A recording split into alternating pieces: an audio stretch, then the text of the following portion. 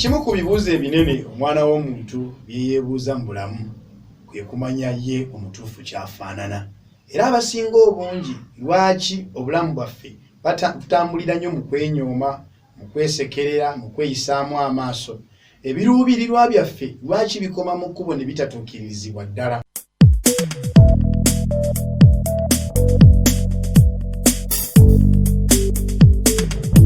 Ensonga eri emu yokka, kubanga identity yaffe oba ekifaananyi ekituufu kye tuli tukirabira ku ekyo abantu kye batuyita, oba twegeraageranya ne famire mwe tuva nga tutunuulira omubiri guno gwe tulaba ne tulyoka tulowooza omuntu omutuufu gwe tuli.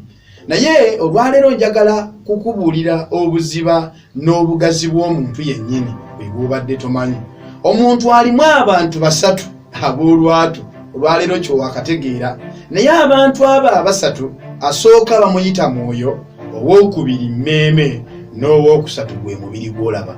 Oba nnyinza okyogera bwe nti omuntu mwoyo ayina emmeeme naye atuula mu mubiri. Ebyo ebintu bisatu bye bimu ku byama ebikulu by'oteekeddwa omanyi.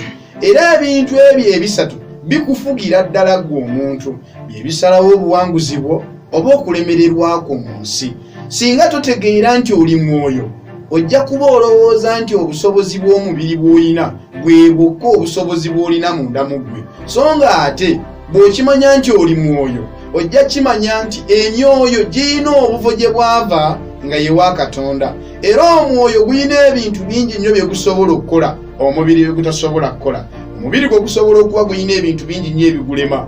Naye njagala nkubuulire, Katonda teyakutonda nga adipendinze ku mubiri gwo, yadipendinga ku maanyi agatalabika agali mu mwoyo gwo. Mu ggwe mulimu amaanyi agakwekeddwa abantu bonna, Katonda yekka y'agamanyi. Era olw'okuba oli mwoyo, kyova weetaaga Katonda okuba ng'okolagana naye bulungi. Kino sikugamba kubaako kintu kyakukaka oba kubaako ddiini gye njagala oyingire. Naye njagala nkubuulire nti olw'okuba wava mu nsi ya mwoyo ate nga naawe oli mwoyo, weetaaga Katonda, weetaaga soosi y'obulamu bwo buli obw'omwoyo nga bamuyita Katonda. Ebintu bingi nnyo byogezezaako okukola ne bigaana kubanga ofubisa maanyi gano ag'omubiri. Naye omuntu yenna oba munaddiini oba si munaddiini, ekyama kyatasobola kwekweka kiri kimu. Waliyo omuntu bamuyita Katonda eyatonda ffe abantu mu kifaananyi kye, eyatuwa emyoyo egyo egiri mu ffe, era eyamanya ki kye tulibeera ku nsi. Katonda oyo ayagala okolagane naye, era alina bingi nnyo byakwagaza. Takubanja mateeka, naye akubanja ekintu kimu, ayagala oddemu ozimbe enkolaganayo naye. Kubanga newankubadde olina omubiri gugenda kutuuka ekiseera gufe.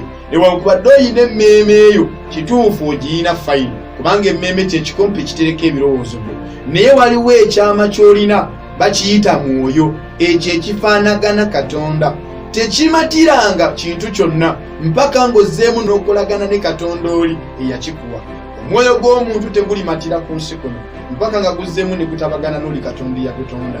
Era emyaka gyonna gy'omala ku nsi, okoze ebyobugagga bingi, ng'ovuza emmotoka, ng'owasizza abakyala, ng'ozadde abaana bangi, naye n'ofa nga tozzeeyo kutabagana ne Katonda eyakuwa omwoyo gw'olina. Omwoyo gwo teguliraba mirembe, era guligenda okuva mu mubiri gwo nga si mumativu. Bino mbyogera nkugamba, ofune akadde akafumiitiriza weebuuze. Naye mu myaka gyonna gye naakamala ku nsi, ninayo olunaku lumu lukka bwe luti lwe nali ndowoozezza nti ani eyantonda era ye navaawa okujja ku nsi. Soosi y'amaanyi go eva w'oyo Katonda eyakuwa omwoyo gw'olina.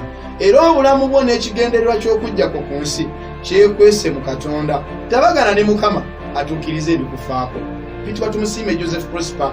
Osobola okulikinga channel yaffe Zuula Obusobozi bwo ku YouTube ne ku Facebook, era tulinako page bagiyita Zuula Obusobozi bwo, oba osobola okusharinga obubaka buno eri abantu boolaba ababwetaaga. Zuula Obusobozi, ogasa omulembe.